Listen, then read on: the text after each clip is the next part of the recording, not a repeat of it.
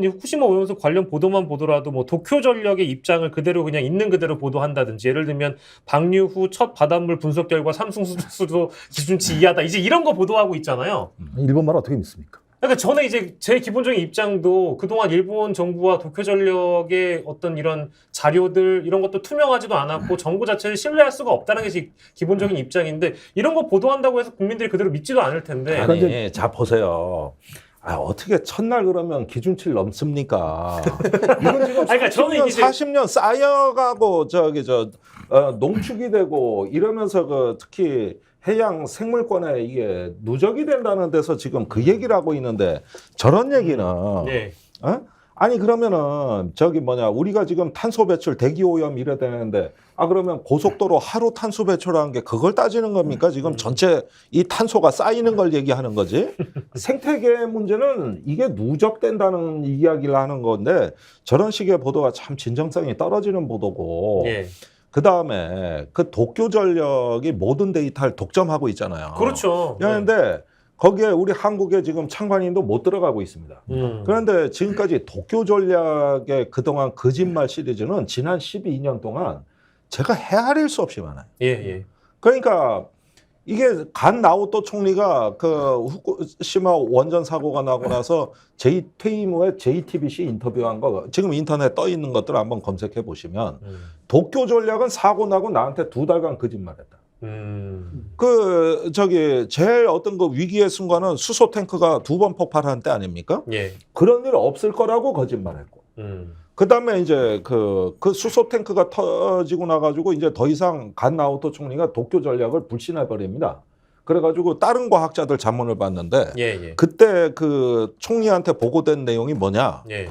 이제 일본 최후의 날을 준비하셔야 됩니다. 그 원자로가 폭발하면은 반경 170km 이내에 모든 주민을 철수시켜야 되고 예. 그렇게 되면은 일본 열도가 400km 되는 폭이 별로 없어요. 다 덮이는 거예요. 예. 그다음에 도쿄에서도 이제 사람들이 철수해야 되는데 5천만 명이 집을 잃습니다. 그래서 일본 중간이 다 날아가는 건 남일본, 북일본만 남아 분단이 되는 거예요. 이제 일본이. 네네. 그래서 일본 최후의 계획을 과학자들이 보고했다고. 그래가지고 간 나오토 총리가 그걸 보고를 받은 거예요. 예. 그랬는데 이제 도쿄 전략을 못 받으니 만일에 최후의 사태를 준비하고 있어야 될 거 아니에요? 그랬는데 그 도쿄 전략이 현장에 요시다 본부장한테 내린 지시는 해수는 절대 냉각수로 쓰지 말라는 지시였어요. 거기에 염분이 방사능하고 충돌을 해서 임계 폭발을 일으킨다고 해서 못하게 한 거예요. 그랬는데 요시다 본부장이 그 명령을 어기고 지금 해수를 안 넣으면 진짜 폭발하는데 원자로 압력이 계속 올라가는 거야, 온도하고. 예. 그래가지고 그 명령을 어기고 해수를 투입한 겁니다. 그 직후에 압력이 멈춘 거예요. 예. 그때 도쿄 전략 사장하고 부사장 말 들었으면 진짜 폭발했어요. 진짜 폭발입니다. 그러니까 그 도쿄 전략 근무자가 어제 집회에 나와서 한 얘기가 항상 뭔가 고장나 있었다는 거 아닙니까? 그런데 끝까지 현장을 안 따냐고 본부장이 요시다 본부장이 결사대 그 일용직까지 참여해가지고 마지막에서 이분이 현장 사고 수습하다 2년 후에 암으로 사망합니다. 그리고 죽기 전에 혼신의 힘을 다해서 쓴 게 요시다 보고서입니다. 거기에 도쿄 전략의 그 삽질, 뻘짓, 진짜 일본 최후의 날을 몰고 나갈 뻔한 사례가 수도 없이 나와. 그런데 그 도쿄 전략이 지금 또 나와서 얘기하고 있어. 예, 그렇죠. 그 이자들의 거짓말은 제가 1시간 내내 떠들어도 모자라요. 헤아릴 수 없이 많은 거짓말을 하고 그 옆에 일본 정부가 둘러리를 섰다 이겁니다. 그런데 쟤들이 다 모든 그 정보를 독점하고 있어. 재판에 몇 명 고발은 됐는데 전부 무죄로 나왔어. 그 지금 요시다 보고서라는 것이 넷플릭스 시리즈물 중에 더 데이즈라는 작품이 있는데 이미 나와 있잖아요. 그게 요시다 보고서가 바로 더 데이즈라는 작품의 시나리오에 이제 기초가 된 그런 보고서인데 실제로 뭐 서적도 그렇고 그런 드라마도 그렇고 지금 김종대 전 의원님이 말씀해 주신 것처럼 그만큼 도쿄 전력은 감추는 것도 많았고요. 일본 정부한테도 그랬고 심지어 그렇다면 지금 외신들이 오히려 이 상황을 더 정확하게 볼 수 있을 정도로 이 일본 정부의 발표나 도쿄 전략 발표 못 믿겠다는 거거든요. 그러니까 한국 정부가 이거 괜히 손들어줬다가 국제사회에 민폐가 됐다라는 게 이제 BBC의 보도인 것이고. 근데 지금 국내 보도는 막 이게 뭐 삼중수소 기준치 이하다 이딴 것만 보도하고 있다 보니까 사람들이 뭐 진짜 안전한 것보다라고 설마 누가 이걸 믿겠습니까? 김종대 의원님은 이제 전문적인 식견에서 이야기하셨고요. 저는 말의 성찬들을 한번 분석해 볼게요. 지금 후쿠시마 그 핵폐기물 방류하면서 기술적으로 과학적으로 안전하다 이야기를 합니다. 사고가 났을 때 처리하는 과정에서도 기술적으로 과학적으로 안전하다고 이야기합니다. 예. 핵발전소를 지을 때도 기술적으로 과학적으로 안전하다라고 해서 지었던 겁니다, 사실은. 네네네. 근데 그게 천재지변에 의해 가지고 사고가 나고 폭발이 되었던 거예요. 우리가 이야기하는 과학이라는 기술이라는 것이 결국은 이 담당하는 이 사람들의 현재 수준에서의 기술에서의 과학적이고 100% 안전한 거지. 예. 결국은 자연재해 앞에서도 이렇게 무너지는 거 아닙니까? 근데 지금 이걸 방류를 해놓고 또 안전하다고 이야기합니다. 그러니까 이 문제가요. 먼저 하시죠. 네, 저 한마디도 안 하면 또 예를 들면 뭐 나와서 뭐 하는 거냐 그래도 이렇게 딱 PD가 네, 진정욱 사람이. 교수님 움찔움찔 거리시는데요. 그래서 아니 그래서 전 다른 게 이제 뭐 원전 문제는 과학적인 문제라고 치고요. 제일 큰 문제는 그럼 이걸 어떻게 해결할 것인가 문제가 가장 중요할 텐데 지금 제가 볼 때 국회 무용론이 아마 일어날 거예요. 왜냐하면 대통령은 국회에서 법안 통과시키면 거부권 행사하죠. 예. 통과된 법안은 예를 들면 관료들이 시행령 만들어서 그다음에 뒤집지. 국회 상임위가 열리게 되면 자기한테 불리한 사안이면 여당 의원들이 참석을 하지 않아요. 예. 그러니까 국회는 아무것도 할 수 있는 게 실제로는 없어요. 예. 제가 볼 때. 그렇다면 예. 지금 국회에서 소위 민주당이 할 수 있는 역량은 그 역할은 별로 없을 거다. 그냥 그렇다면 일하면서 싸우면서 일해야 되는 상황인 거죠. 근데 예비군 뭐 노래에 나오는 얘기 아닙니까? 일하면서 싸우고 예. 현토 예비군. 근데 이제 나오는 걸 두려워해요. 그러니까 국회 밖으로 나오는 걸 두려워해요. 그러니까 제가 볼 때 그러면 너는 왜 국회 밖에 나와? 국회 밖에 나오게 되면 의회주의자가 아닌 것처럼 예를 들면 스스로가 생각을 해요. 예. 근데 우리 국민들이 분노하고 있잖아요. 분노하는 건 뭐겠습니까? 싸워달라는 얘기 아니겠습니까? 그럼 예를 들면 나오기 싫은 사람 있으면 안에서라도 예를 들면 이번에 한미일 정상회담 문제와 관련해서 대만 문제와 관련해서 중국과 대만이 충돌했을 때 절대 우리는 개입하지 않는다라고 하는 결의안 같은 걸 만들어서 국회에서 밀어붙이든지 예. 아니면 후쿠시마 수산물 영구 수입 금지에 대한 결의안을 만들든지 실제적으로 이슈를 만들어낼 수 있는 내용들은 국회 안에 있더라도 할 수 있는 내용들은 꽤 많이 있어요. 근데 이런 내용들을 하지 않고 있기 때문에 민주당이나 야당은 뭘 하는지에 대해서 국민들이 모르는 거예요. 그러니까 야당이 뭘 하는지 모르고 국회의 모든 일을 정부와 대통령이 무시하는 상황이니까 국회는 기능하지 않는다고 볼 수밖에 없는 거예요. 그럼 어떻게 밖에 나와야 되는 거죠. 그런 상황이 된다면. 예. 자, 그래서 그거를 제가 좀 타겟을 좀 정해드려야 될 것 같은데. 네, 타겟이요. 사실 한 가지 제가 일화를 좀 말씀드릴게요. 제가 1980년대 말 90년대 초에 이제 평화운동에 뛰어드는데 가장 영향을 많이 미친 사람이 일본의 히로세 다카시입니다.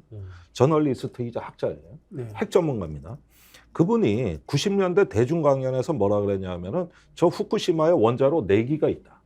저기에 만약에 동일본 쪽에서 바다에서 쓰나미가 밀려오면 지진으로 굉장히 위험한 원자로다 해가지고 그때 굉장히 그 평지풍파를 일으켰거든요. 예. 그분이 쓴 게 존 웨인은 누가 죽였는가 해가지고 왜 그 네바다 사막에서 서부 영화 찍던 존 웨인과 스태프들이 다 죽었거든 아무나. 안 걸려서 죽었죠. 그 인근에 핵실험장이 네, 있었던 네. 거예요.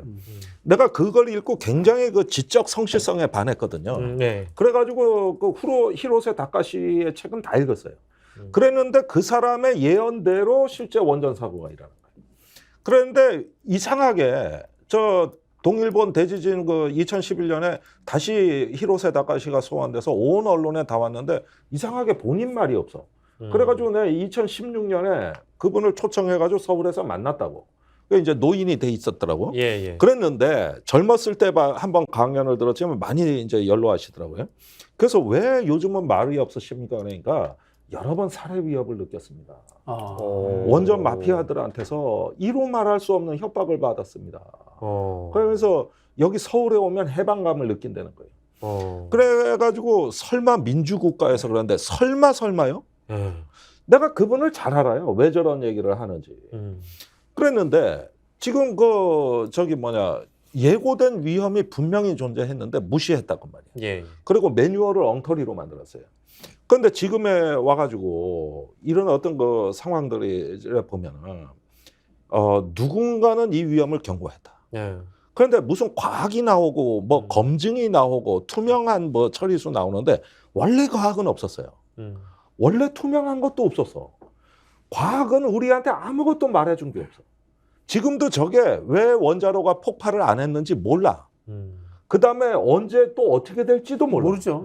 접근하면은 카메라가 다 마비돼. 드론도 접근을 못해. 다 녹아버리는데. 근처에 사람 가면 다 죽습니다, 저거. 네. 그러니까 완전히 블랙홀이에요. 그냥 노심이 용융돼 가지고 뜨거운 열기에 잔해하고 이렇게 섞여 버려 가지고 지금 땅을 파고 들어가 버렸어요. 예. 우리가 보는 건 깊은 구덩이 하나예요. 그러니까 아무것도 아는 게 없어. 그런데 과학을 들이대면서 지금 괴담이라고 그러면서 공격을 해. 예. 원래 과학은 존재하지도 않았고 예. 이거는 과학을 빙자한 과학 파시즘입니다. 그리고 그 권력은 오로지 도쿄 전략만 독점하고 있어. 쟤들이 모든 그 거짓말을 한 그 주범들이야.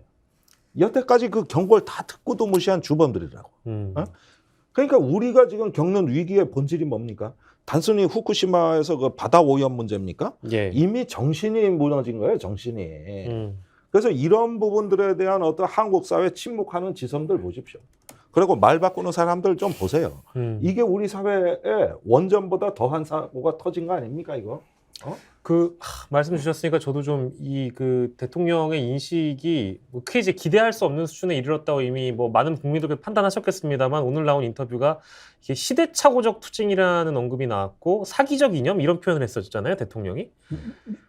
저기 원자 핵발전소 폭파했는데 그 무슨 이념이 뭐 있어요, 그게? 사기적 이념에 굴복하는 건 진보가 아니다. 뭐 이제 진보 보수 대립을 이용하면서 리영희 전 한양대 교수의 저서의 제목이자 뭐 이런 얘기들이 이제 어쨌든 대통령의 입에서 오늘 시점으로 나왔단 말이에요. 저는 이걸 보면서 대통령은 지금 다른 세상에 살고 있는 건가? 얼마 전에 얘기하셨던 공산 전체주의가 아니라 지금 아까 말씀하셨던 파시즘 얘기하셨잖아요. 이게 극우 파퓰리즘이라든지 극우 전체주의로 나아가고 있다라는 생각이 들 정도로 이제 위협적이라는 생각이 좀 들었어요. 과학을 얘기하고 정부를 믿으라고 호소하고 있는데 그 안에 과학이 없고 그 안에서는 신뢰를 찾을 수가 없다는 느낌이 들어서 아마 많은 분들이 지금 공감을 하실 겁니다. 그래서 그러니까 과학은 의심하는 거예요. 과학은 의심하는 그렇죠. 거예요. 맞는 말씀이죠. 그러니까 예를 들면 과학을 맹신하는 순간 종교가 돼요. 그럼 이제 과학의 영역에서 또 벗어나는 거거든요. 그래서 과학자들은 끊임없이 의심하고 실험하고 다시 의심하고 실험해서 좀 더 가까이 사실에 접근할 뿐이에요.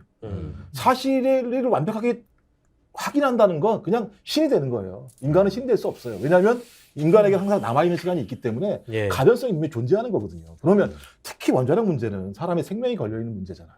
이것만큼 의심스럽게 조심스럽게 반복적으로 접근해도 제가 볼 때는 그것의 위험성들을 우리는 더 크게 얘기한다고 생각을 해요. 예를 들면 2014년도에요. KBS 부산에 있는 기자가 기자상을 받았는데 예. 우리나라 얘기입니다. 원전 직원들이 납품업체들로부터 관행적으로 돈을 받고 납품업체와 검증업체, 한국전력기술, 한국수력원자력이 뒷돈으로 똘똘 뭉쳐 시험 성적서를 위조하고 불량 부품은 납품하고 그 대가로 돈을 주고받았습니다. 이게 우리나라만 이런 거 아니에요.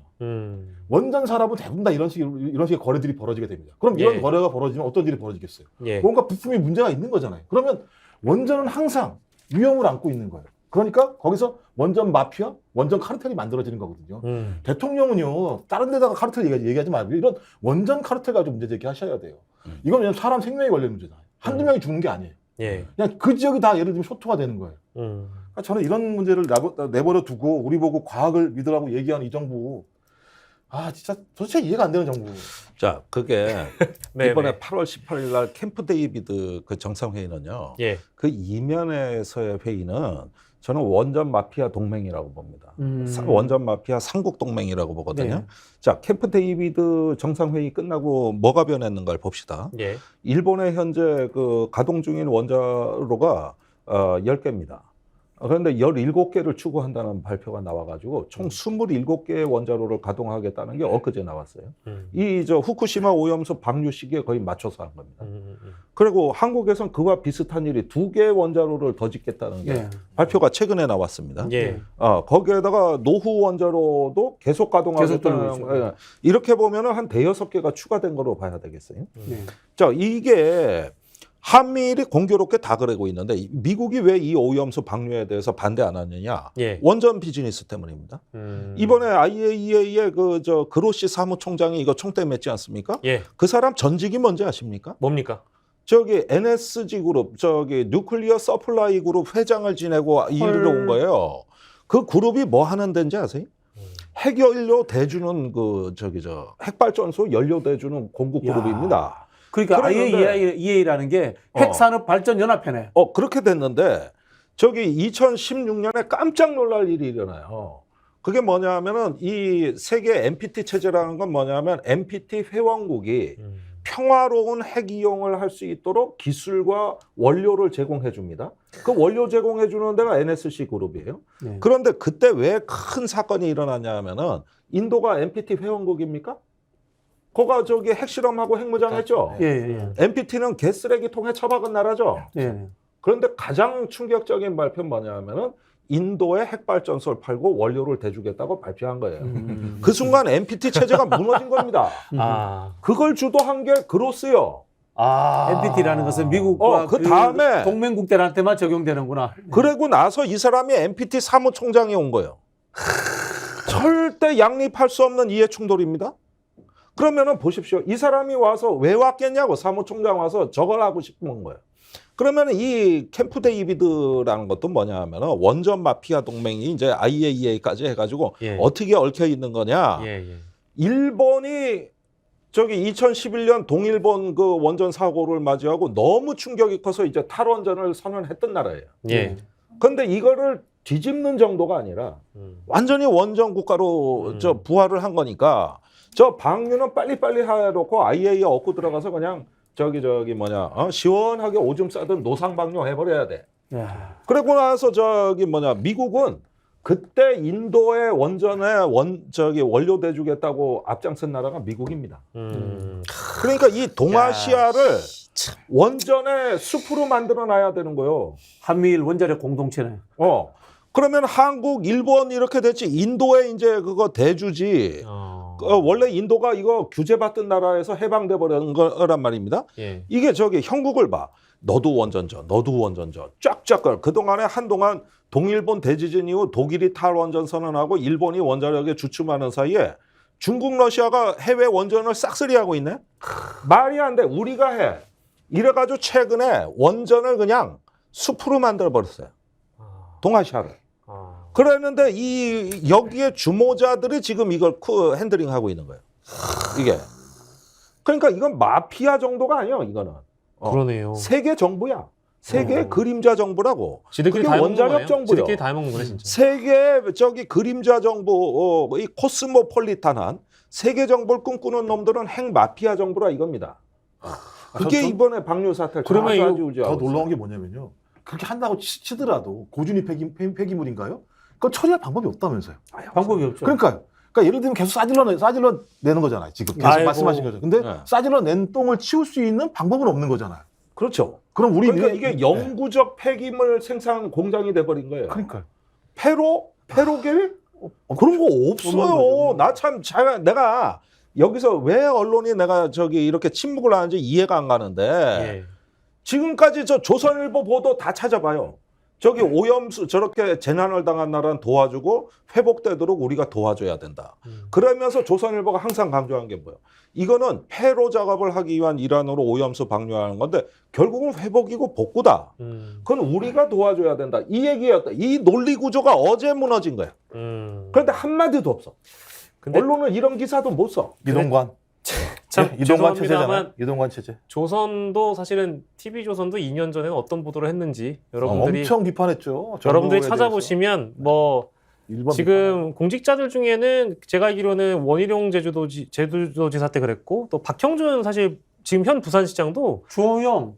주호영 그랬고 뭐 지금 그때는 맞고 지금 틀리다가 너무 많아가지고요. 조태용 국가안보실장. 이분들이 이제 어떻게 보면 이제 공동 정범이 된 겁니다. 근데 이분들한테 집요하게 저는 물어봐야 되는 게 그때는 맞고 지금은 왜 틀린 건지에 대해서 응답을 하는 사람이 아무도 없어요. 그리고 그건 사실 언론사인 TV조선도 마찬가지예요. 그렇기 때문에 응답하는 거 하나 있습니다. IAEA. 그거만 응답해요. 그때는 안 했잖아. 이번에 나왔잖아. 예. 아니, 이제 아, 김경재 좋습니다. 의원님 말씀을 듣고 보니까 이런 것 같아요. 예. 정치인들은 그냥 단순히 정치적 이익인데 사실은 이게 뒤쪽에는 경제 산업계의 마피아들의 이익이 같이 정치인들과 연결되어 있는 구조다 이런 부분인 것 같고 예. 미국 같은 경우 당연히 그렇고 일본도 뭐 내각제니까 당연히 이제 정경유착이나 이런 게 심한데 저는 윤석열 대통령 이런 잘 알지도 못할 것 같아요, 솔직히. 아 지금 이제 김종대 이런 의원님 것들에 말씀해 대해서. 주신 거를 누가 조언이나 했겠습니까 이런 내용을? 아니 이런 내용 몰라요. 모르죠. 이거는 저기 언론에 나온 얘기가 아니라 맨날 자료 뒤져야 알 수 있는 거예요. 네. 그래서 히로세 다카시 같은 사람이 살해 위험 느끼고 요즘 강연 안 다니고 침묵하는 거에 제가 거의 천둥번개 맞은 느낌이더라고. 그래서 일본 내에 전멸했거든요, 지금. 예. 전멸했어요. 그리고 이런 걸로 어떤 평화운동 단체 쓸만한 거 다 없어졌습니다. 그리고 많이 돌아가셨어 또. 네. 그래가지고 내가 이걸 보니까 이제 이 문제에 대해 가지고 우리 지성이 이렇게 아니라면 말입니다. 정치적 행동은 나중 문제고 우리 집단 지성이 이렇게 작동을 안 하면은 저는 이 자체가 위기다.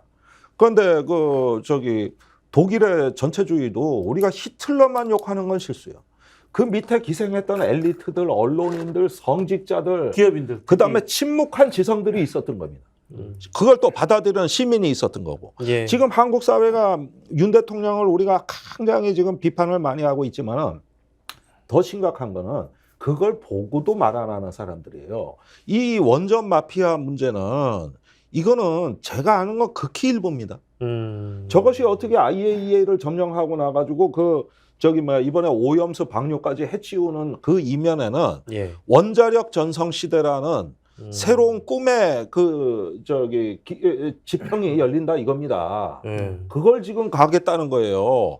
그래서 어제 오늘 벌어진 일 보세요. 신규 발표만 난 게 한국, 일본만 해가지고도 지금 원자로 새로 짓는 게 20개 가까이 돼요. 이게 참 우리나라는 이제 지질대가 대부분 이제 고생대 지질이기 때문에 지진의 위험성이 좀 덜합니다만은 월성 원자력 발전소 우리나라에서 최초에서 짓잖아요. 근데 역사책에 보면요 경주, 포항 이쪽에 지진이 굉장히 많이 일어나요. 예. 그게 저희 어릴 때 배운 지리 교과서에 뭐라고 하면 형상강, 구조국, 지구대 이렇게 이야기합니다. 단층이 두 개 만나기 때문에 푹 꺼져 있어요. 예. 거기로 철도가 지나가요. 당연히 거기는 단층이 부딪히기 때문에 언제든지 지진이 일어날 가능성이 있단 말이에요. 그리고 포항에 지진이 일어났잖아요. 최근에도 그렇습니다. 근데 우리는 그런 거에 대해서 전혀 고려 없이 월성에다 원자력 발전소 지었던 거예요. 예. 월성에다 지었던 이유는 단순히 산업적으로 남동임해공단이라든가 구미에 전력을 공급하기 편하니까 지었단 말이에요. 그 당시에 그런 고려가 전혀 없었단 말이에요. 그럼 지금 이제 과학 말씀하신 이제 과학의 시대, 검증의 시대가 와서 생각을 해보니까 이게 위험하다 싶고 그다음에 노후화됐으니까 이제는 그만 돌리자 이렇게 한 거 아닙니까? 예. 근데 이거를 또 이 문재인 정부 탓을 해가지고 다시 노후화돼가지고 그 제일 위험하다는 원전을 다시 돌리겠다고 하고 있어요. 근데 이 대한민국이 얼마나 위대한 나라냐면요. 원전 주변에 이렇게 많은 인구가 있는 나라가 그렇죠. 없어요. 말이 안 되는 거죠. 이 위험한 시설을 만드는데 그 주변에 인간들이 엄청나게 많아. 거기다 또 짓겠다는 거잖아요. 지금 따지고 보면. 자칫 잘못하면은 대형 참사예요. 대형 참사. 노인이 된 히로세 다카시가 2016년에 와서 저한테 방문 목적을 밝힙니다. 지금 경주에 있는 위험한 월성 원자로에 대해 나 그거 얘기하러 한국 온 거다. 내가 일본 국민들한테 경고를 했을 때 아무도 안 들었는데 똑같이 위험하다. 여기가 수직 운동하는 판이다 이게. 예. 단층이. 그게 제일 위험하다는 거야. 쓰나미에 취약하고. 그 얘기하러 왔다고 얘기를 하더라고 나한테.